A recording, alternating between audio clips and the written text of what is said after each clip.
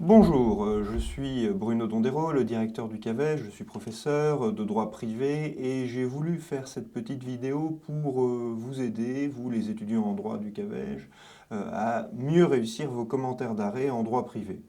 Mieux les réussir parce qu'on voit au fil du temps un certain nombre de petites erreurs ou de grosses erreurs qui coûtent des points aux étudiants et c'est un peu dommage. Alors vous avez accès à de la méthodologie. Vous ne l'utilisez pas forcément. L'idée, c'est de faire donc cette petite vidéo simple, courte, pour rappeler quelques points essentiels pour mieux réussir son commentaire d'arrêt.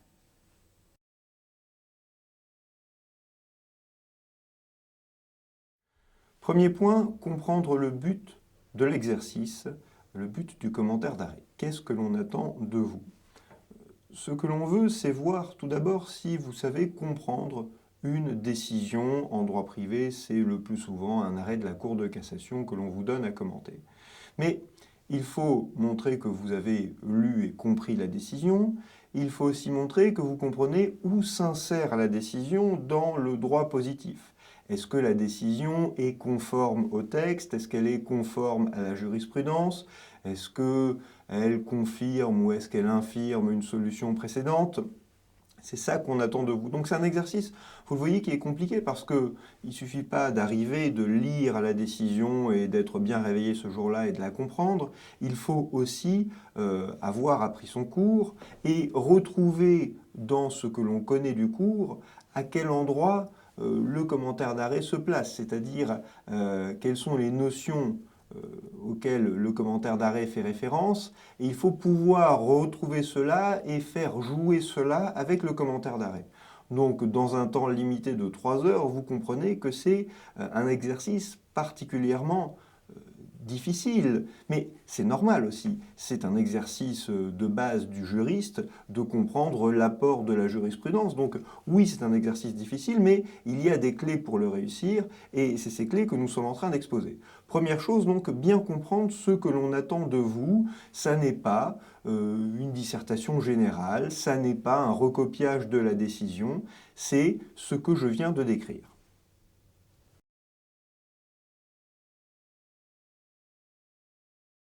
Deuxième point, lorsque l'on vous met en présence d'un arrêt à commenter, il faut tout d'abord comprendre quelle décision vous avez devant vous, quelle est la valeur de cette décision. Je veux dire par là qu'il faut regarder de quelle juridiction émane la décision, généralement de la Cour de cassation, mais on ne s'arrête pas là, il faut regarder de quelle chambre. Est-ce que c'est la première chambre civile, spécialisée particulièrement en droit des contrats? Est-ce que c'est la deuxième chambre civile de la Cour de cassation, spécialisée en matière de responsabilité civile délictuelle? Est-ce que c'est la troisième chambre civile spécialisée en matière immobilière? Est-ce que c'est la chambre commerciale qui traite notamment de tout le droit des sociétés et des procédures collectives? Est-ce que c'est la chambre sociale, compétente en matière de droit du travail? Est-ce que c'est la chambre criminelle, compétente en matière pénale? Est-ce qu'il s'agit d'une chambre mixte qui réunit, on dit une chambre mixte, je le dis en passant, parce qu'il n'y a pas la chambre mixte, mais une chambre mixte composée, suivant les cas, de plusieurs, mais pas forcément les mêmes, chambres de la Cour de cassation? Ou est-ce que c'est l'assemblée plénière qui réunit des magistrats de toutes les chambres de la Cour de cassation et qui rend donc les décisions les plus importantes?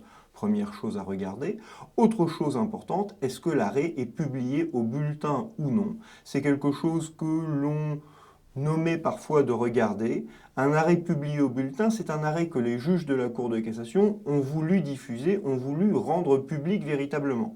S'il n'est pas publié au bulletin, on peut le trouver dans les revues, sur Légifrance, mais le fait que l'arrêt soit publié au bulletin, ça montre vraiment cette volonté de la Cour de cassation de faire connaître sa décision. Et donc c'est un élément important. Si vous voyez, parce que ça a été indiqué, que l'arrêt est publié au bulletin, c'est dans l'énoncé que vous verrez cela, eh bien il faut utiliser cet élément et dire la solution est ainsi et elle est importante. D'ailleurs, la Cour de cassation a manifesté cette importance en publiant son arrêt au bulletin.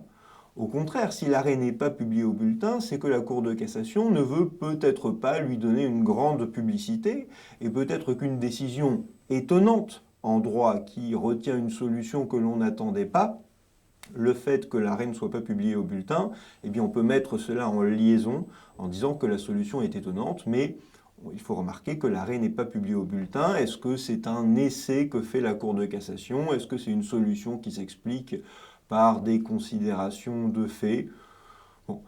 Faire ce petit travail de commentaire au regard de la publication au bulletin ou non, je pense que cela est très apprécié des correcteurs et ça montre que vous avez déjà une certaine technique dans le commentaire des arrêts de la Cour de cassation.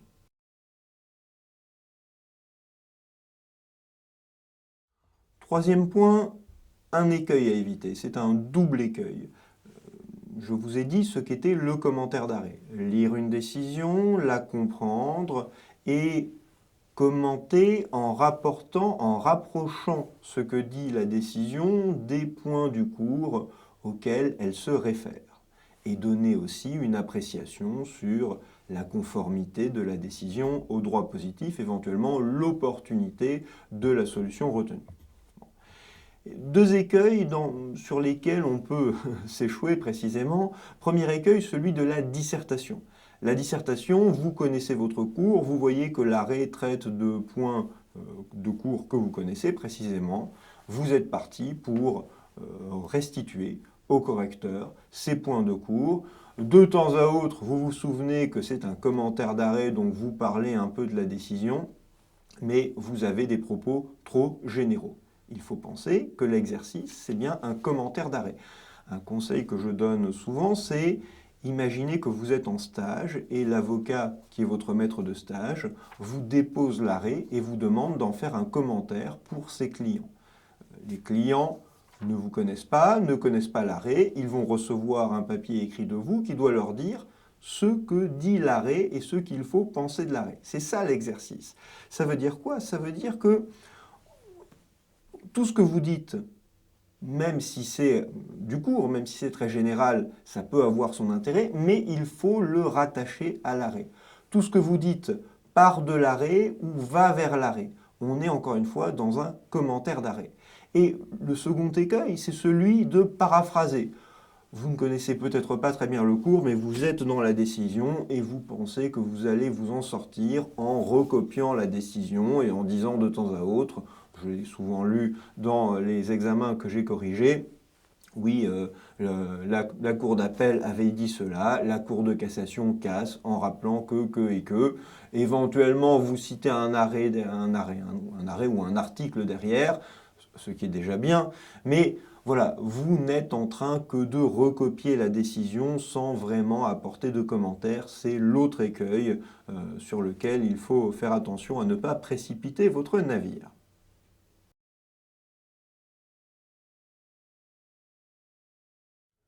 Conseil de méthode très pratique maintenant. Vous recevez votre sujet de commentaire d'arrêt.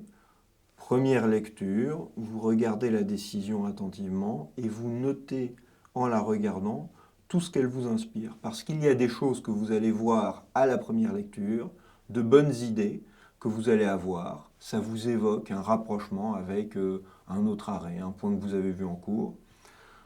Si vous ne le notez pas à ce moment-là, après vous serez pris dans l'analyse technique de l'arrêt, dans la recherche du plan, et vous oublierez cette idée, vous y repenserez peut-être 24 heures ou 48 heures plus tard en disant oh, « mais j'avais cette idée, bon, dommage, je n'en ai pas parlé ». Voilà. C'est donc utile, je crois, de noter. Moi, j'utilisais des post-it, avoir des post-it sur lesquels on note ces différentes idées. L'avantage, c'est qu'ensuite, quand vous rechercherez le plan, vous pourrez déplacer vos post-it pour arranger le plan, arranger les grandes masses du plan. Vous voyez, ce sont des conseils vraiment très concrets que je suis en train de vous donner. Je ne vous parle pas de la couleur des post-it, je la laisse à votre appréciation.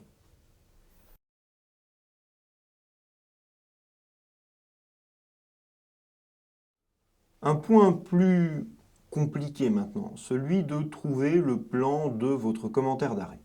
Alors, on lit parfois qu'un plan classique, c'est le plan dit SVP, sens, valeur, portée de la décision.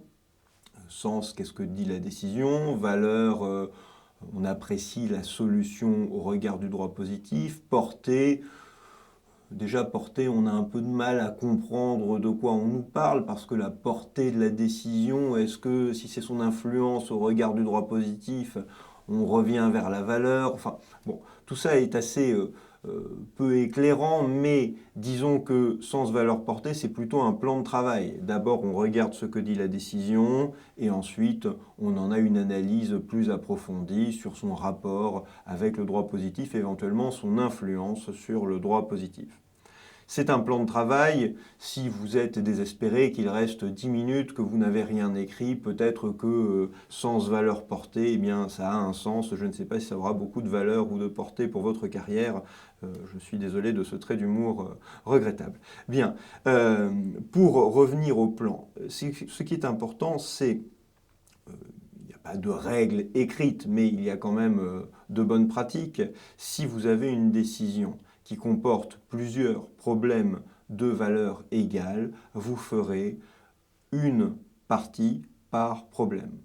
Alors, si vous commencez à avoir 5 ou 6 parties différentes, il faut se demander s'il n'est pas utile, s'il n'est pas opportun de rassembler certaines parties les unes avec les autres pour avoir un plan plus simple. Mais on est dans un commentaire, donc il faut suivre la décision, éviter des plans qui déroutent le lecteur, qui laissent comprendre que vous n'avez pas vraiment compris ce que dit la décision, éviter les titres trop compliqués où finalement on se demande quel est le rapport entre le titre et le contenu des différentes sous-parties. Le bon plan, donc, c'est celui qui colle à la décision. Là où c'est un peu plus difficile, c'est comme souvent lorsque vous n'avez qu'un seul problème qui est abordé par l'arrêt, puisque vous savez que nos arrêts de la Cour de cassation sont généralement très courts, très ramassés. Bon. Dans ce cas-là, il faut trouver une subdivision pour présenter le problème. Et la subdivision, souvent, c'est l'arrêt qui vous la donne. Si vous regardez la solution qui est formulée par l'arrêt, souvent vous voyez dans la solution une articulation apparente qui va être le principe, l'exception, qui va être le principe, son application. On revient à des plans de dissertation classiques, mais c'est comme cela qu'il faut faire et vous aurez toujours une idée qui vous viendra, même si l'arrêt ne l'exprime pas formellement, ne serait-ce que ça pourrait être le dit et le non dit, parce que l'arrêt formule une solution, mais en ne donnant pas la même solution à un autre problème qui se posait, eh bien, à ce moment-là, on retrouve une articulation. Simplement, attention, il ne faut pas, avec le non-dit, parler de choses qui ne sont pas dans l'arrêt ou qui sont trop éloignées de l'arrêt.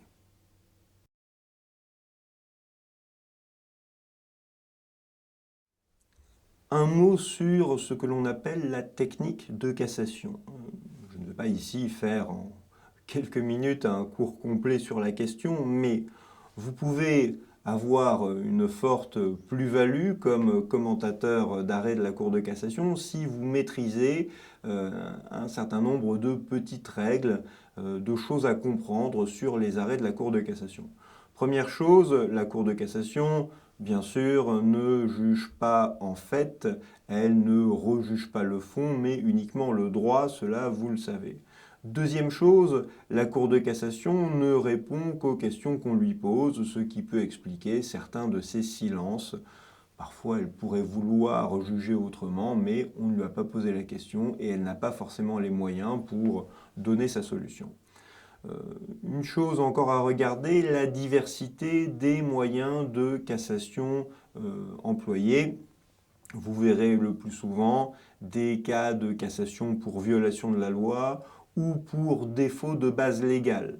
Défaut de base légale, c'est un faux ami, puisque ça ne veut pas dire que la Cour d'appel voit sa décision cassée parce qu'elle n'a pas cité un texte, ça veut dire qu'elle voit sa décision cassée parce qu'elle n'a pas suffisamment recherché si les conditions d'application d'un texte étaient remplies ou non. Voilà. Je crois que c'est utile d'avoir en tête ce faux ami parce que c'est fréquemment invoqué comme moyen de cassation. Et eh bien, voilà, si vous dites que c'est oui, les juges d'appel n'ont pas vu suffisamment, n'ont pas cité le texte applicable, non, ce n'est pas ça, c'est une instruction insuffisante de l'affaire pour le présenter autrement. Donc, bien comprendre comment la Cour de cassation procède, avec cela va le fait de savoir lire précisément un arrêt et donc de ne pas se tromper. Ça, c'est vraiment la pire des choses que vous puissiez faire, c'est confondre ce que dit la Cour d'appel et ce que dit la Cour de cassation, ou confondre ce que dit le demandeur au pourvoi dans les différents moyens et les différentes branches, et confondre ce qu'a dit la Cour de cassation. Utiliser un moyen qui peut être des stylos d'une couleur différente pour repérer ce qui relève de la cour d'appel, ce qui relève de l'argumentation du demandeur au pourvoi et ce qui relève de la cour de cassation elle-même. De même, regardez bien, quand c'est un arrêt de cassation, regardez bien quel est le visa, c'est-à-dire le texte ou le principe qui justifie que l'arrêt d'appel soit censuré, soit cassé. Autre chose, on ne dit pas que l'arrêt d'appel est annulé, on dit que l'arrêt d'appel est cassé ou qu'il est censuré.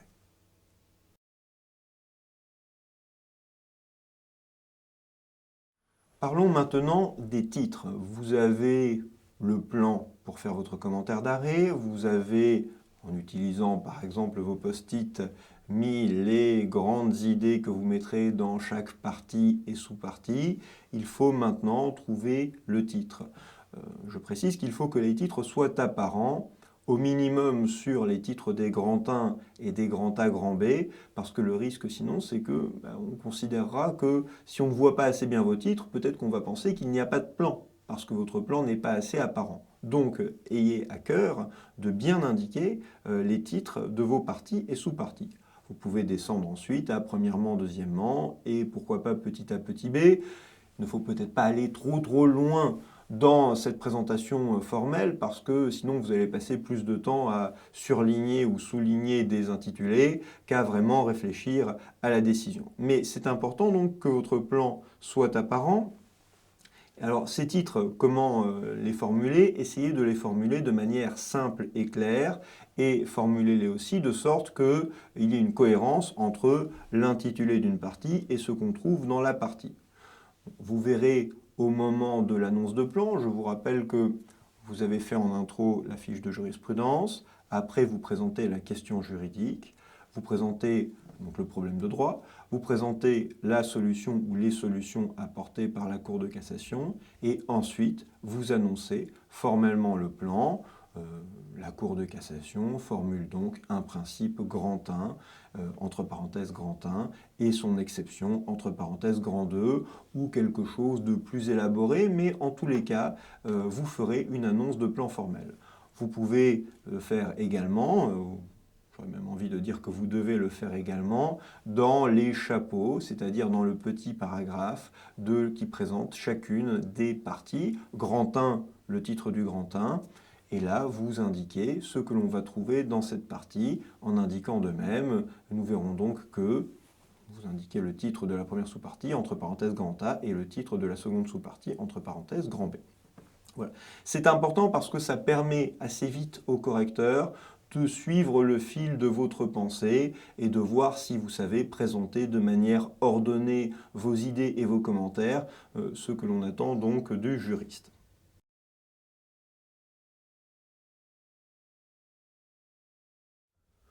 Quelques petites recettes techniques de rédaction sur le fond.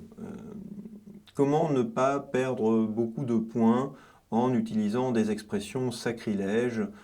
Ce n'est pas qu'il y ait un système qui formellement vous retire des points lorsque vous dites un jugement de la Cour de cassation par exemple, mais c'est surtout que vous donnez une très mauvaise impression au correcteur parce que si vous ne maîtrisez pas le vocabulaire de base, eh bien ça montre un manque de rigueur et ça va peut-être faire germer dans la tête du correcteur l'idée que votre devoir n'est peut-être pas très bon et s'il trouve ensuite que le fond n'est pas bon non plus, eh bien vous pouvez assez vite deviner quelle va être l'issue de l'opération.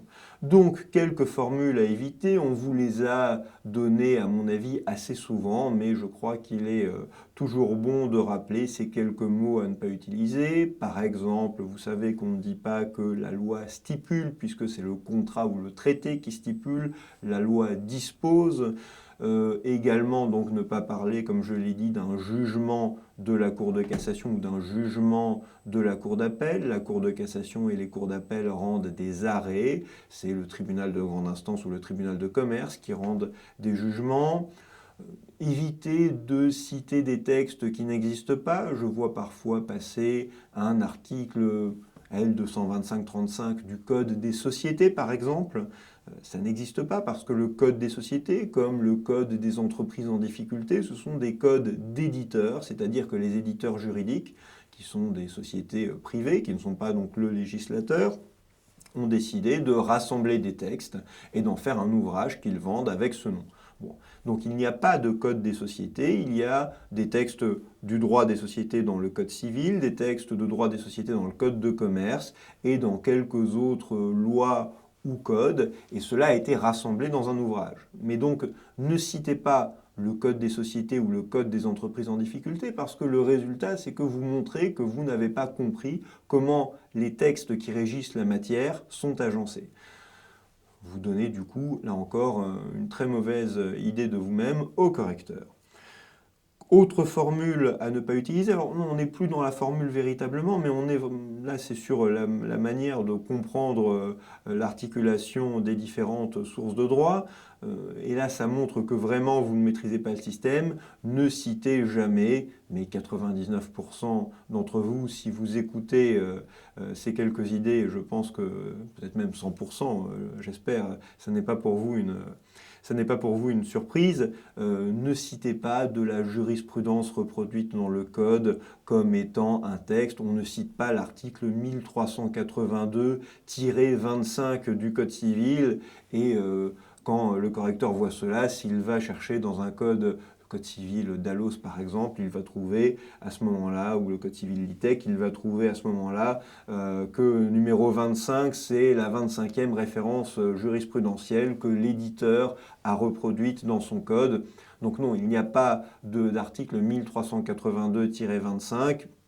De même, faites attention à ne pas confondre les textes, un texte qui serait un texte avec un tiret, un article 5-4 par exemple, ça n'est pas la même chose que le quatrième alinéa de l'article 5 ou que l'article 5 quatrièmement. Soyez assez vigilants là-dessus, il y a des textes qui sont particulièrement terribles de ce point de vue-là, comme le Code général des impôts, mais faites attention à ne pas citer n'importe comment les textes. Là encore, on peut penser que ce n'est que de la forme. Ben non, ce n'est pas que de la forme parce que ce n'est plus le même texte, ce n'est plus la même règle de droit et du coup, ben, on ne comprend plus grand-chose à ce que l'on dit si on est en train de citer un texte pour un autre.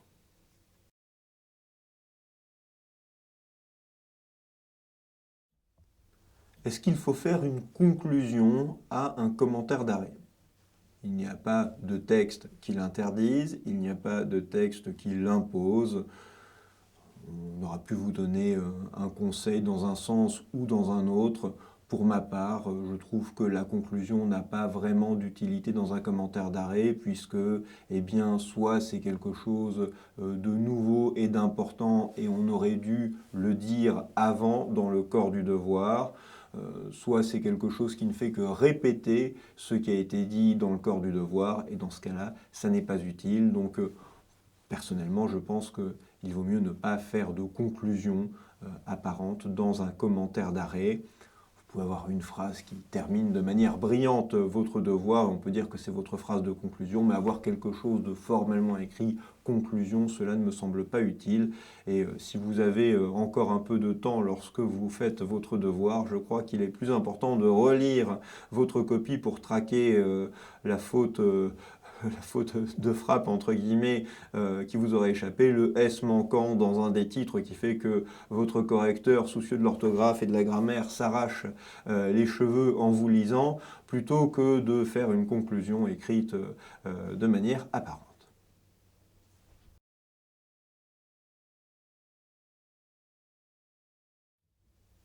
Dernier conseil, il est plutôt un conseil d'approche de la décision. Je veux dire par là, comment commenter, quel est le ton que vous devez avoir. Quand vous commentez un arrêt, euh, la tentation c'est d'avoir un ton qui soit très respectueux.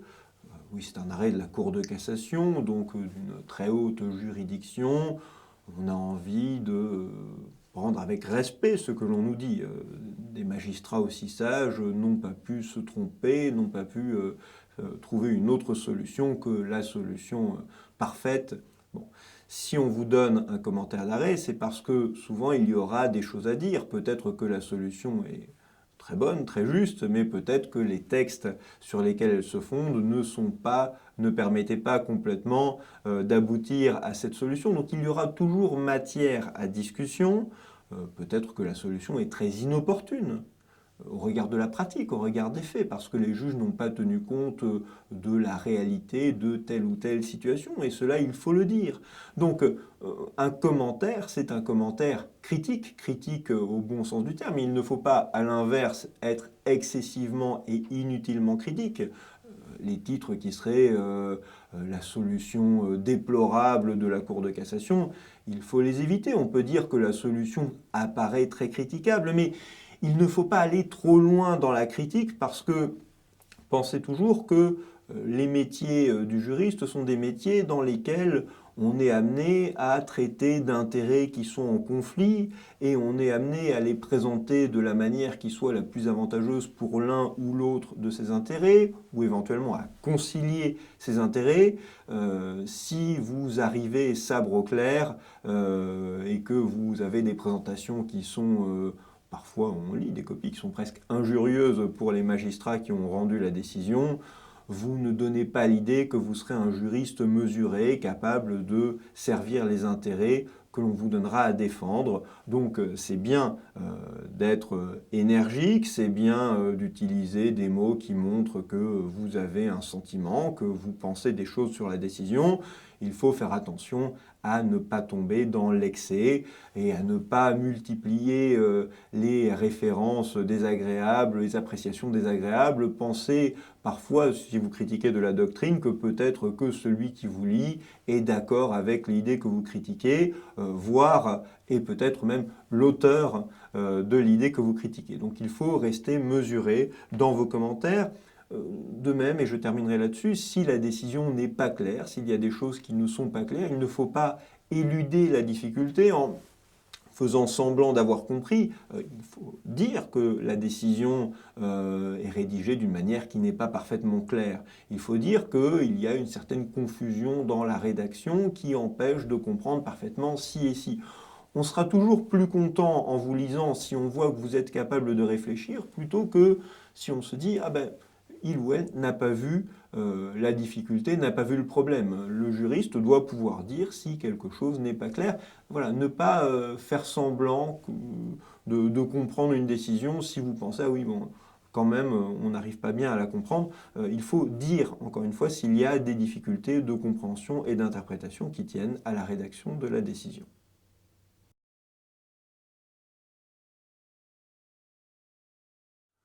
Voilà, alors je vais faire une conclusion, même si j'ai dit que pour un commentaire d'arrêt, ça n'était pas indispensable. C'était une dizaine de recommandations ou d'ensemble de recommandations sur la manière de travailler pour mieux réussir ces commentaires d'arrêt. J'espère que cela vous sera utile et j'espère, dans le cadre du CAVEJ, voir assez vite augmenter de manière rapide les notes des étudiants aux commentaires d'arrêt. Je vous remercie.